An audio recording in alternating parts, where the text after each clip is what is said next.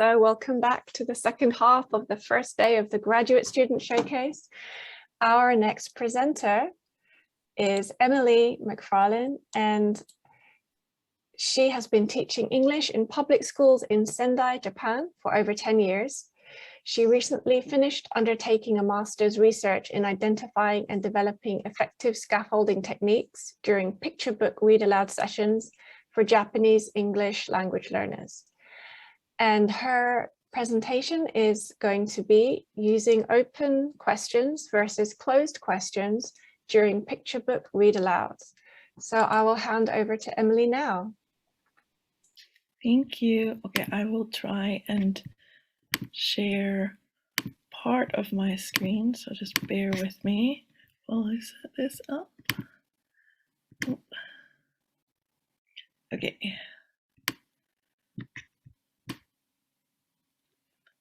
How are we doing? Can we see my presentation? Yeah, okay, cool. Thank you very much for coming, everyone. So my name's Emily MacFarlane, and I'm going to talk about open and closed questions during Picturebook read-alouds today. So first, short introduction. So a lot of the enjoyment and benefit from sharing of a picture book has been said to come from the interaction between the person reading the book and the people listening. And so because of that, it's one of the most important parts of sharing picture books, in my personal opinion. In the majority of handbooks, when it comes to Picturebook read-alouds, recommend using open questions if at all possible.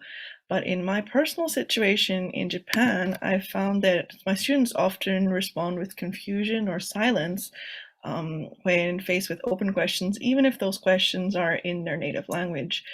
So it's not a case of not understanding the question. So I wanted to do some research into why this was the case.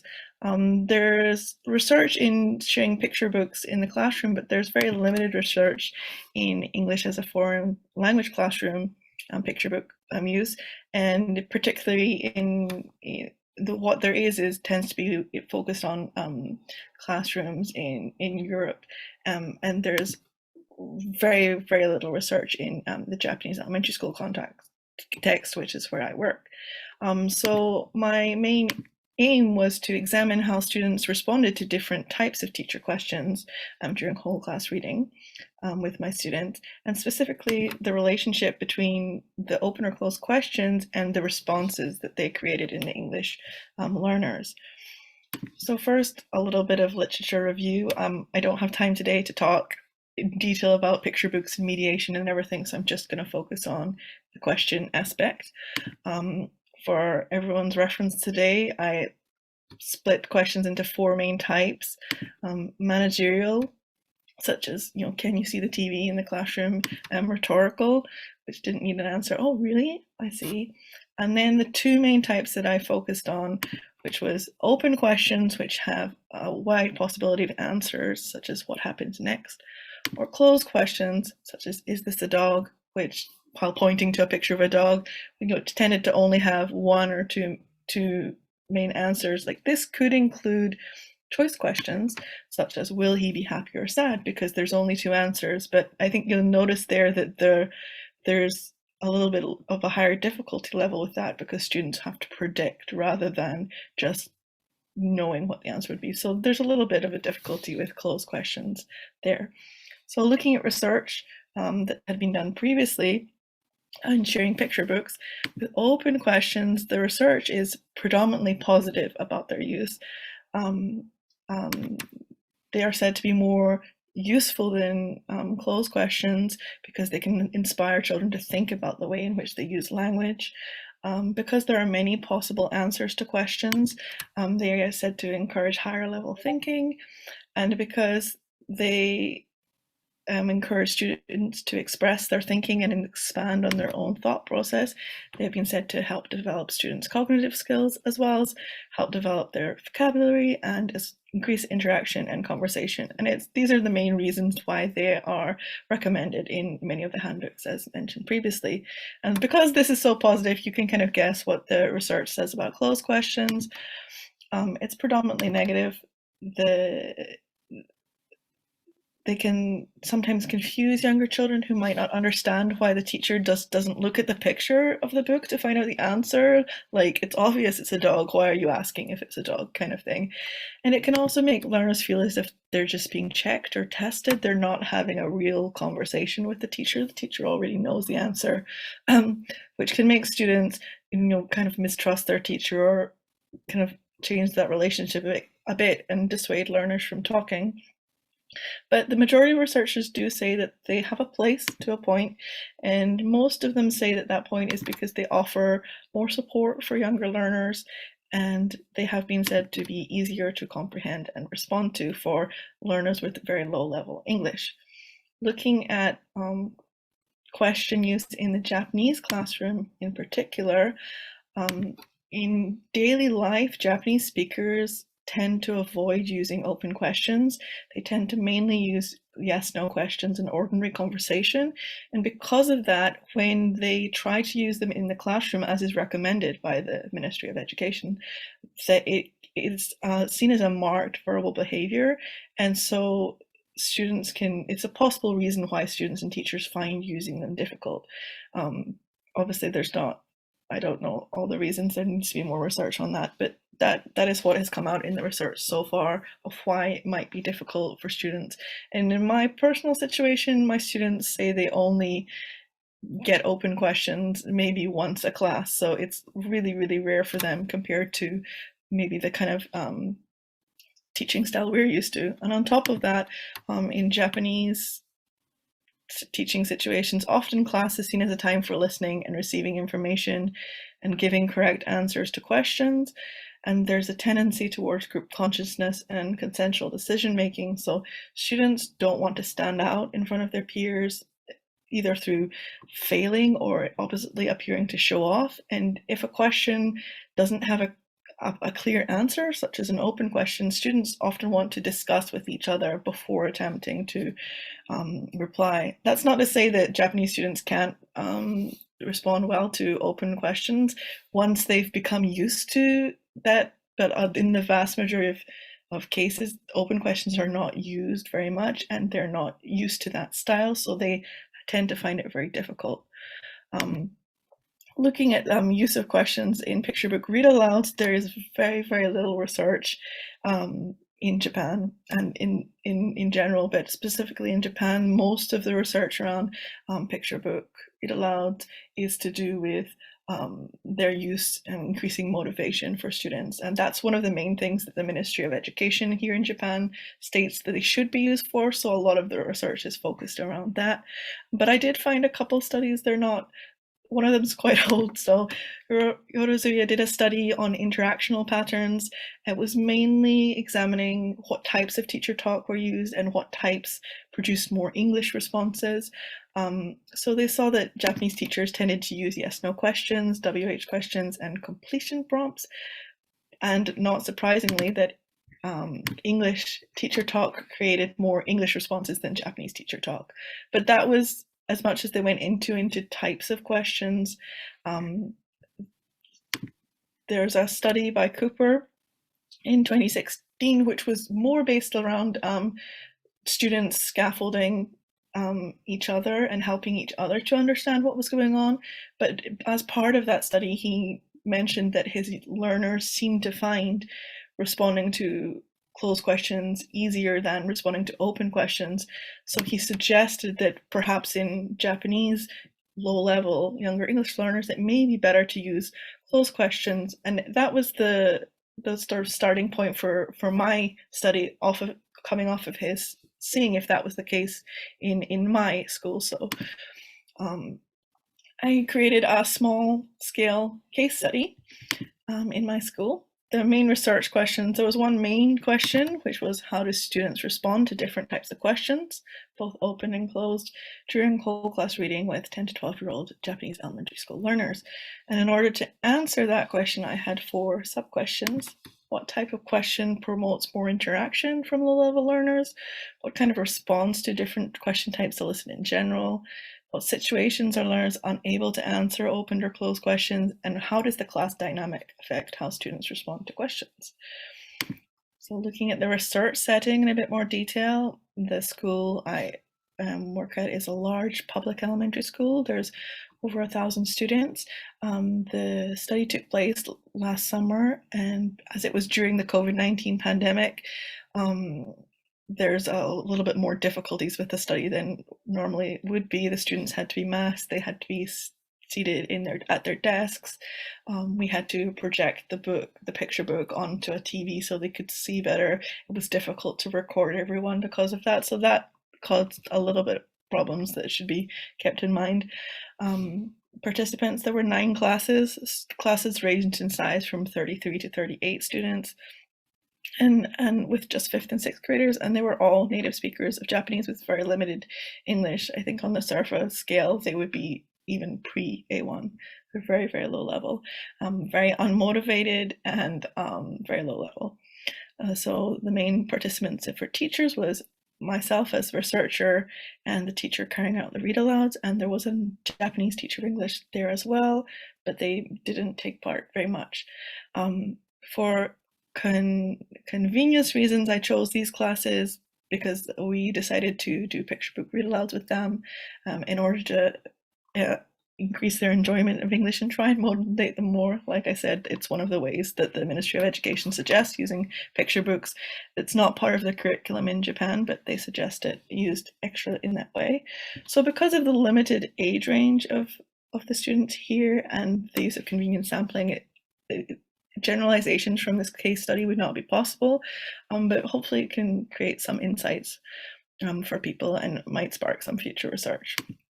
So I did a pilot study using 2 classes, one 5th grade class, one 6th grade class, where we read a book by the same author that I would use in the main study, and the classes were recorded, transcribed, and a brief analysis took place just to check if the methodology was suitable and if any changes were needed. The methodology was determined suitable. The main change made was I bought a better microphone, so I could have 2 microphones and it would kind of cut down on interference. The one thing that was suggested was moving the camera position. As I said previously, students wore masks, so it was hard to tell from the camera position which students were talking. But in the end, we decided not to move the camera because moving the camera would have created too much of a negative effect to student behavior. So data collection. For the main study, 9 classroom observations of read-aloud sessions were recorded.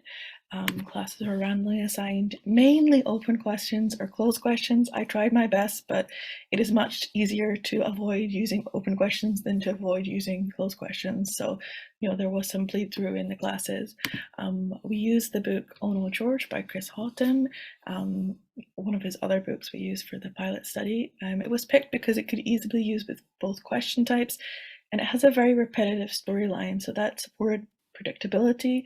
And I felt with the students who are not used to using open questions that if there was some kind of repetition, it might be easier for them to get used to answering these open questions. And because I was reading the picture books myself, I recorded all the sessions using 1 camera and 2 audio recorders. The camera was supposed to help identify speakers as well as record nonverbal responses, but as I said previously, because of the masks and the position of the camera, that wasn't possible. So it was just used for the nonverbal responses.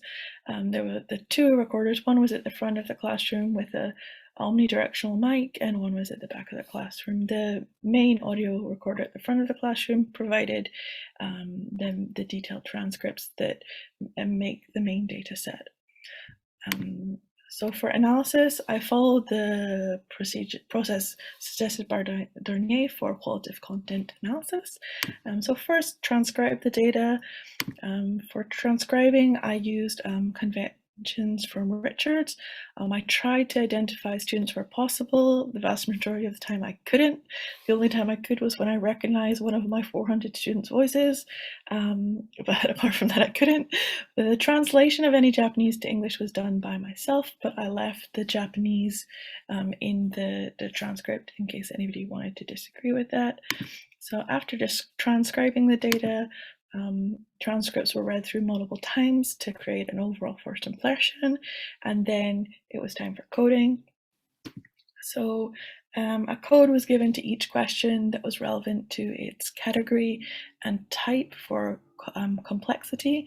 The complexity was adapted from Bloom's taxonomy. So here the top for complexity remembering is the least complex, down to creating is the most complex. So both open questions and closed questions were coded for complexity, and only closed questions was coded for form.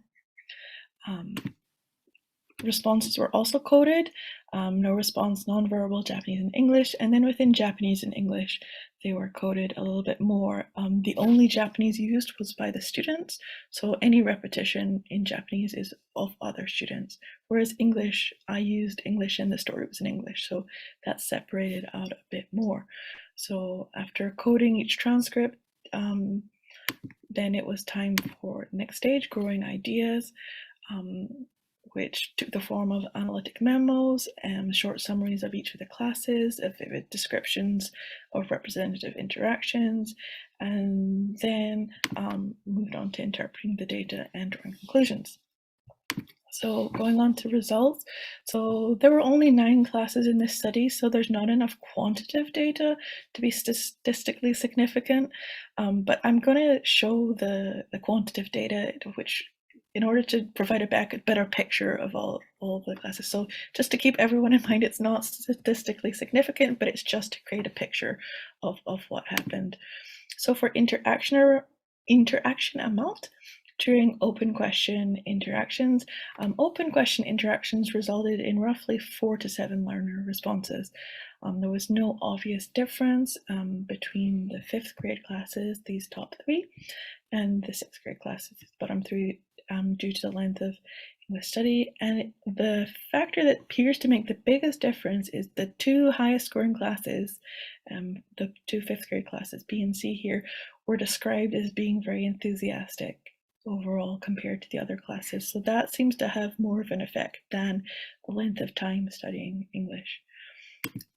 Looking at average responses to closed questions, closed question interactions resulted in roughly 3 to 4 learner responses. Again, there was no obvious difference between 5th and 6th grade due to length of English study. And again, when comparing descriptions of class atmosphere, the 2 lower classes were described as either having low energy or being relaxed, and the 2 slightly higher classes were described as being engaged or excited. So looking overall, we can see that open question interactions tended to gain more responses than closed question interactions, and classes that were described as active or enthusiastic, unsurprisingly, had higher overall averages. Going on to response type. For our first nonverbal responses, the majority of nonverbal responses here you see were in response to closed questions, when students were asked yes/no questions and asked to raise their hand in response to that. There's 4 instances with nonverbal responses to open questions. That was all one student who would respond to open questions by acting out what he thought would happen next. So he slightly skews that there. And with the responses to closed questions, you'll see there's one class here, C5A, who had many more instances than the other classes, and that's because there was many students in that class who did not participate due to a certain number of other students being very vocal about their opinions, and so the majority of students felt like they couldn't say their opinions. It appeared like that way anyway. So they were asked to raise their hands often to questions in order to allow them to give their opinion in a little bit of a more relaxed way and take away the stress of that. Looking into Japanese response types, open questions resulted in roughly 65 open questions. We had 224 Japanese responses compared to 163 responses to closed questions. So there was much more Japanese responses to open questions than closed questions, unsurprisingly. Looking at the different types, the vast majority of them were original, but there was a significant amount of translation or repetition. The vast majority of responses overall were Japanese as well, and that's because there was no pressure in these classes for students to respond in English.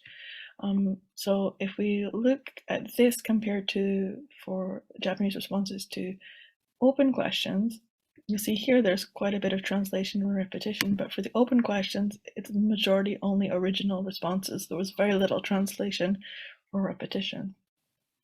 I'm looking at English responses, first to closed questions. Closed questions had roughly 70 responses from 120 closed questions, so half of the closed questions had, just over half, had an English response.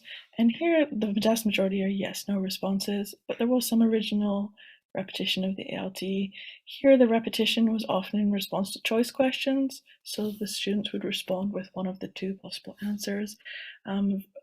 Responses longer than one word were very rare, but when they were recorded, it was some kind of adaptation of what the ALT had said in the question, such as, if the question was, is he happy? They might respond, no, look happy. So something like that. Going on to responses for open questions. Here there's mainly original responses.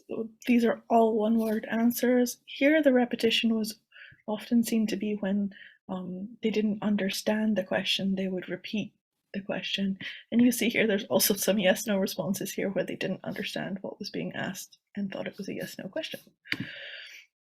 For unanswered questions, looking at it by class, there's not too much of a big difference between some of them. There's the 6th grade class has an extremely low rate of response compared to the others, and this class was described as very enthusiastic with a number of students who tried really hard, and one in particular who would question the teacher many times to try and work out what was being asked. And at the other end, the 5th grade class that couldn't respond to a quarter of the questions, they were noticeable for being unfocused as well, so that seemed to have an effect. Looking at the type of unanswered open questions, this goes from top to bottom in level of complexity. And here it looks like that analyzing is slightly more difficult than creating here, but it's important to note that the majority of these questions were at the beginning of the read aloud, which students have found really difficult to answer. So that seemed to have had an effect, the timing. And then unanswered closed questions by class, there wasn't much difference here at all. Looking at by question form, you'll see, again, looking by complexity, there's much more on the higher end of the complexity scale that students found difficult to answer, and they seem to find choice questions more difficult to answer, and that was often because they were being asked to predict what might happen. So looking back at my research question, how the 4 questions that I used to answer this, what type of question promotes more interaction from low-level learners? I think it's obvious that it was the open question. They had more than 3 extra responses on average. What kind of response to different question types elicit in general? So non-verbal was almost all by closed questions. Open question for Japanese, open questions seem to create dramatically more Japanese responses than closed questions, and the responses to closed questions were mainly repetitions or translations. For English, there was little difference between open and closed questions. However, closed questions seem to provide more scaffolding for answers in English. What situations were learners unable to answer open or closed questions? Common factors for both question types were lack of attention, which was linked to lower levels of interaction, lack of time, they often failed to respond, but were able to respond when the question was repeated, lack of understanding, and then higher cognitive complexity. They were less likely to answer questions of higher cognitive complexity, regardless of the question type, although more open questions were higher on the cognitive complexity, which would follow that they found them more difficult to answer. And then with open questions in particular, the Japanese culture of consensual decision-making and fear of being wrong seemed to have an effect, as well as the timing within the read aloud. And how does class dynamic affect how students respond to questions? It seemed to have a big effect on their willingness to answer questions and whether or not they attempted to use English. More enthusiastic atmosphere and active participation had more interaction, and active students, whether it was positive or negative, appeared to affect the overall class and how students responded to questions. So what's some takeaways for the classroom? Giving time is important for all question types, but if students are having difficulty with open questions, perhaps due to their higher cognitive complexity, then giving thinking time could reduce stress and make students more willing to attempt to respond. If students are having difficulty responding in English to an open question, then closed questions, choice questions in particular, could provide the language scaffolding needed to respond, which will help build confidence. With students unfamiliar with open questions or find it difficult, positioning the open questions later in a read aloud makes it easier to answer, especially if the story has repetitive or cumulative storyline. And then adapting the questioning style to fit with a class dynamic. If students are finding it difficult to express their opinions due to over-enthusiastic classmates, then asking closed questions and allowing them to gesture the response and could help improve participation and reduce anxiety. So in conclusion, open questions allow students to express their thoughts and create discussion, and closed questions are great in certain situations because they allow the support needed to respond. While we should all strive to increase our use of open questions, adapting how and when they're used, as well as using closed questions for support as necessary, can help improve the read aloud experience for everyone. So here are some references. I will try and put these slides in the Discord. And you can email me if you would like more details. I didn't put any of the extracts from the transcripts in here for lack of time, but I have like pages and pages of those if anyone wants more details or a copy of my actual report. Thank you so much, Emily. That was such a riveting discussion, presentation. So yeah, now it's time for questions. I can see comments coming through in the chat box. Also, I'm going to try and share the Discord link shortly, so people can share slides. So Scott said, very interesting. I wonder if giving them time to consider questions, possibly even using their L1, would improve their responses to questions in the L2.